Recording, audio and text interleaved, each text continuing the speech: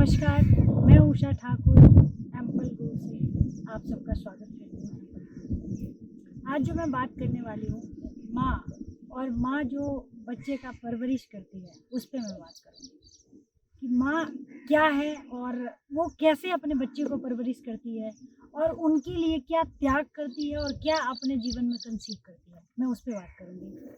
सबसे पहला शब्द किसी भी महिला को जिस दिन पता चलता है कि वो माँ बनने वाली है, उनके जैसे एक बार हम इस धरती पर जन्म लेते हैं तो वो हमारा एक पहला जन्म होता है और दूसरा जन्म तब होता है जब हम एक बच्चे को जन्म देते हैं, वो दूसरा जन्म होता है हमारा। उस बीच में जिस दिन हमें ये पता चलता है कि हम माँ बनने वाले हैं या हमारा बच्चा कोई आने वाला है इस धरती पे, उस दिन हमारे जीवन की बहुत सारी चीज़ें चेंज हो जाती हैं। खाना पीना, रहन सहन, उठना बैठना, जो इस धरती पे नहीं आया है उसके लिए हम अपने आप को पूरी तरह से बदल देते हैं, चेंज कर देते हैं अपने आप को।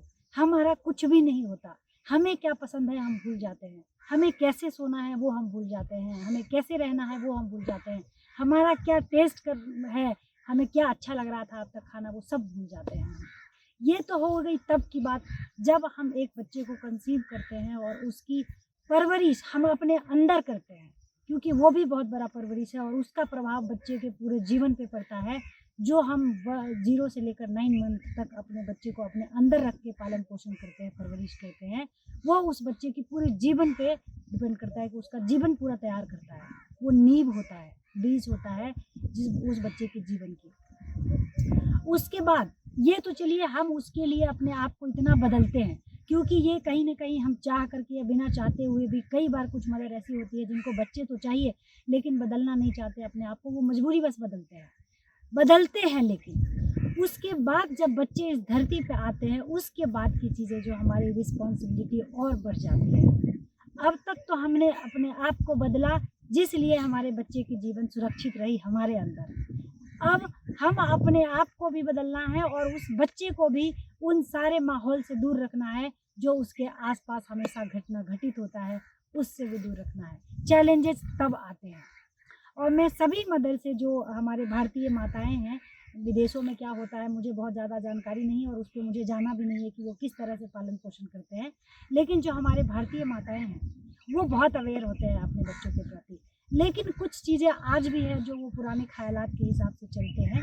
पुराने ख़यालात हमारे जो भी थे वो बहुत सारे अच्छे भी थे और बहुत सारे ऐसे भी हैं जिसको बदलने की ज़रूरत है आज, क्योंकि इतने सारे सोशल मीडियाज़ नहीं थे जहाँ पे अलग अलग चीज़ें बच्चे को दिखाया जाता था, बताया जाता था। आज बहुत सारी चीज़ें हैं, तो आज सिर्फ आपके आसपास के प्रैक्टिकल माहौल से बच्चे को दूर नहीं रखना। सोशल मीडिया जो आपने हाथ में रखा है, जो हमने अपने बच्चे को हाथ में दिया है, जिस समय पैदा हुआ उसी समय से हमने उसको फ़ोटो क्लिक किया, उसको अलग अलग तरीके से उसके हर मंथ का हमने उसको एक उसका मोमेंट रखा, तो ये सब चीज़ें बच्चे उसी टाइप से देखता है और उसके तरीके से बच्चे अपने आप को भी प्रिपेयर करने लग जाता है कि ये सारी चीज़ें हमारे जीवन यापन के लिए ज़रूरी है और वो उसी में जीवन जीने लगता है। चैलेंजेस तभी आते हैं क्योंकि कुछ समय तो आपने अपने आप को डाइवर्ट करने के लिए या अपने आप से बच्चे को डाइवर्ट करने के लिए आपने दिया।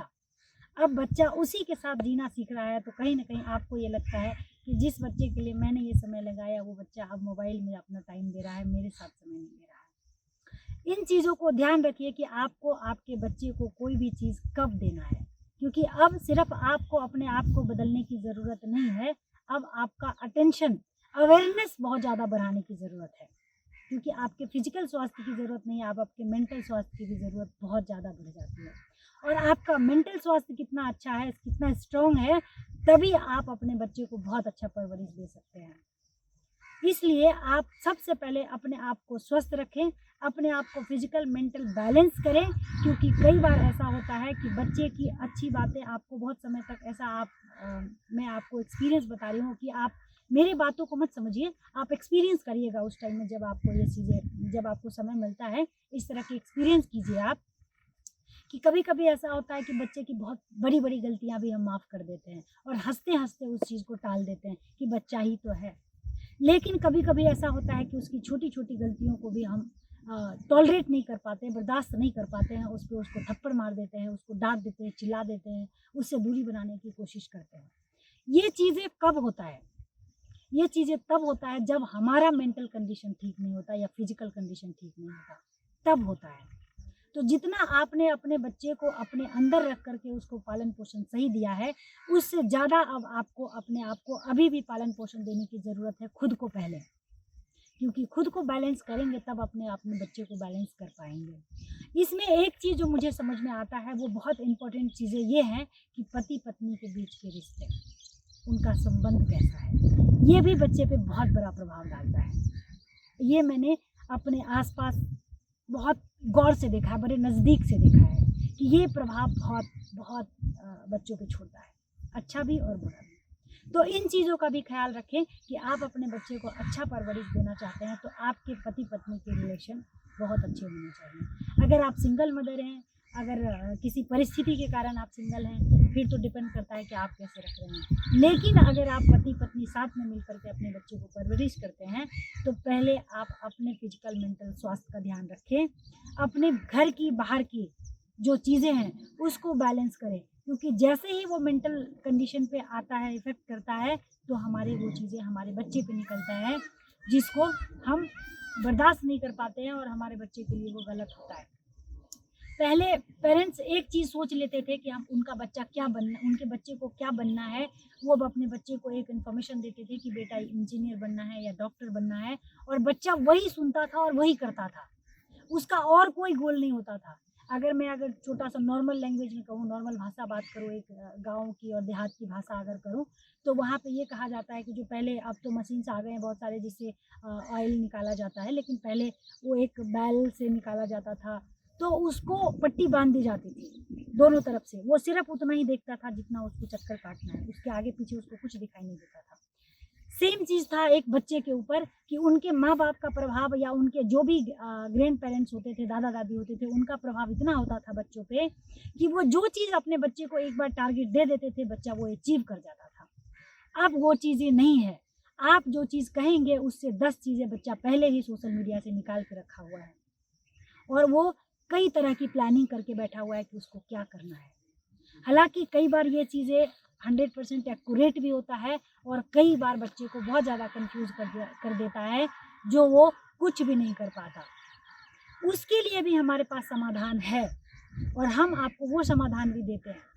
एम्पल गुरु आपको वो समाधान देती है कि आपके बच्चे को पहले जैसा बात नहीं रह गया, तो आज के हिसाब से आप अपने बच्चे को कैसे सही तरीके से समझ करके उनको उनका टारगेट दे दें, जो उनका इनबॉर्न पोटेंशियल है, जो उनका जन्मजात प्रतिभा है, जिसको वाक़ई वो करना चाहते हैं, और परमात्मा ने भी वो ज्ञान उनको दे के भेजा है, आप उसको भी जान सकते हैं। और वो हमारे पास टूल्स है। इसके लिए आप एम्पल गुरु को फ़ॉलो करिए, देखिए, समझिए, और फिर हमसे कनेक्ट कीजिए, एम्पल गुरु से कनेक्ट कीजिए।